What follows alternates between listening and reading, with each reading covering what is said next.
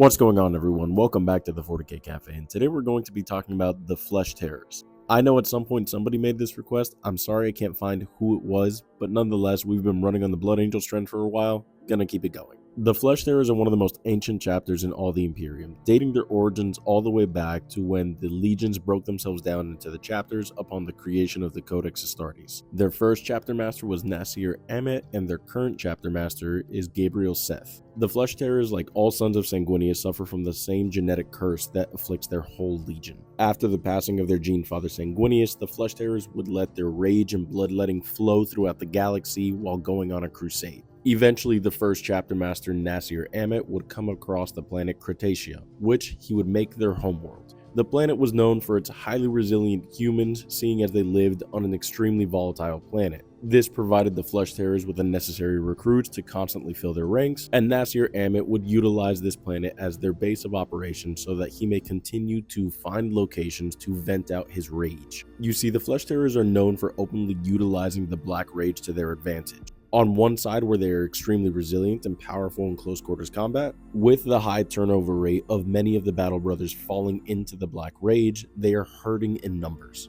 making it exceptionally rare to see a veteran Space Marine of the chapter that is dated over 200 years old. And the rage doesn't just affect their numbers, it also affects those individuals around them. Falling into the Black Rage, as many of them do, sadly, many civilians or other individuals within their vicinity may be caught in the slaughter. In more recent lore, it has led to the disgust of the chapter, and many of them look upon them with disdain, refusing to fight alongside them. Yet they have never faltered when needing to fight for the Imperium in its most dire hours. But just because one remains loyal doesn't mean that their savagery doesn't warrant the eyes of the Inquisition. That's right, to this day, since the 36th millennium, they have remained under the investigation of the Inquisition, as their bloodshed of enemies and allies alike has overflowed and not gone unnoticed. Fast forwarding to the devastation of Baal, the Flesh Terrors eagerly answered the call to aid the homeworld of the Blood Angels. They willingly gave their life for their cousins, sustaining heavy casualties, but nonetheless helping succeed in the victory that was to come.